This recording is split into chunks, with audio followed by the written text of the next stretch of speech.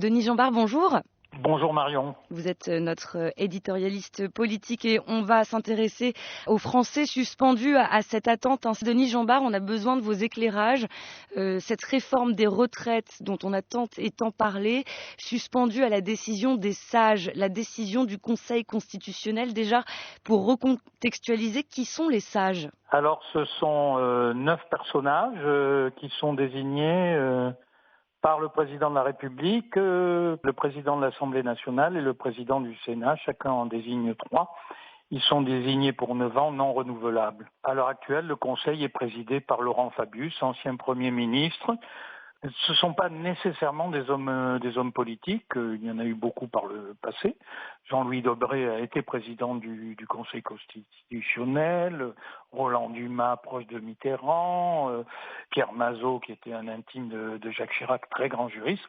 Mais il y a aussi des juristes, pas toujours des constitutionnalistes, mais des juristes. Cet organisme, qui est la Cour suprême française, qui a beaucoup évolué depuis son instauration dans la Constitution, avec des réformes au fil des années qui lui ont donné de plus en plus de place et qui en font maintenant un véritable arbitre. Vous parliez justement de ces juristes. Le Conseil constitutionnel, c'est ce qu'on lit un peu partout dans la presse française, maître du destin de la réforme des retraites.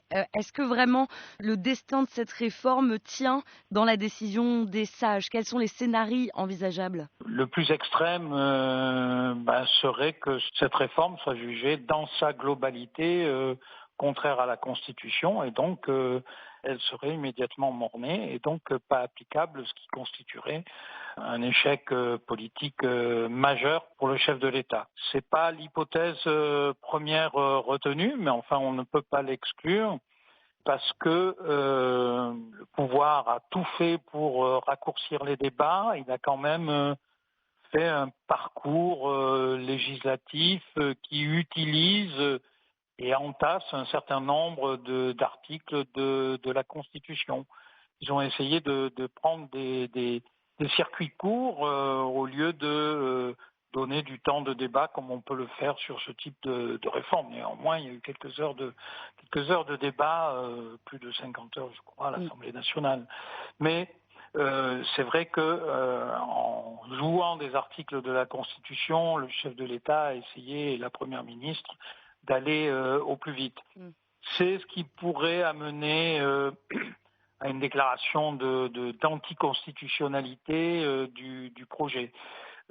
Mais là, ça créerait vraiment une jurisprudence nouvelle sur l'usage de la Constitution, une lecture nouvelle, et donnerait d'ailleurs une place nouvelle, je pense, au Conseil constitutionnel, qui là ferait prendre un véritable tournant à cette institution. Après, les autres scénarios, le scénario à l'extrême de l'autre côté, ce serait que la réforme soit validée dans sa totalité, et donc elle est immédiatement applicable et elle rentre, elle est promulguée et le projet, la loi devient applicable et démarre dès le mois de septembre avec des mesures qui entreraient en vigueur dès le mois de septembre. La troisième hypothèse, ça serait que le Conseil constitutionnel censure certains éléments du projet sans pour autant le détruire, c'est-à-dire en maintenant au fond ce qui est le cœur de cette affaire et du débat, cet article 7 qui instaure la retraite à 64 ans. Voilà les 3 hypothèses possibles qui se présentent à nous pour la délibération qui interviendra en fin de journée. On a bien compris que la vocation des membres, c'est pas de faire de la politique. On est bien sur une institution qui reste uniquement juridique. La question qu'on se pose, Denis Jambard, et ce sera ma dernière question également, c'est on attend plus la décision des sages ou est-ce qu'on attend plus ce que pourrait dire le président français après l'annonce de leur décision ? Dans l'immédiat, c'est-à-dire dans les heures qui viennent, c'est la décision du Conseil constitutionnel qui importe le plus, parce qu'elle dictera la réaction du président de la République et la situation politique.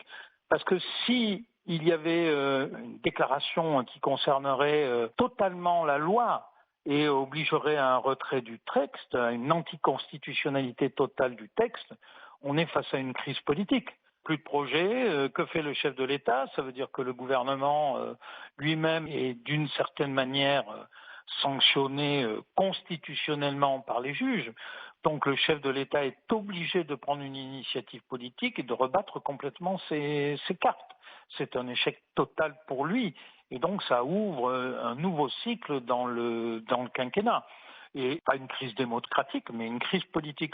Enfin, ça pourrait constituer une crise démocratique, parce que si le Conseil constitutionnel censure totalement la loi, on pourra dire qu'on est dans une crise démocratique. Mais là, pour le moment, je pense qu'on n'est que dans une crise politique. Mais on va accumuler crise politique, crise démocratique, crise de régime. Tous les commentaires vont se concentrer là-dessus. En revanche, si le texte est simplement censuré pour une partie qui compromet pas la retraite à 64 ans, le chef de l'État interviendra aussitôt dans les jours qui suivent, à la fois pour dire que la loi s'applique et pour essayer d'ouvrir une nouvelle perspective malgré tout au pays après ces semaines et ces semaines de manifestations, encore hier avec des incidents, et donc la nécessité pour le président de retrouver un chemin, ce qui ne sera pas simple non plus.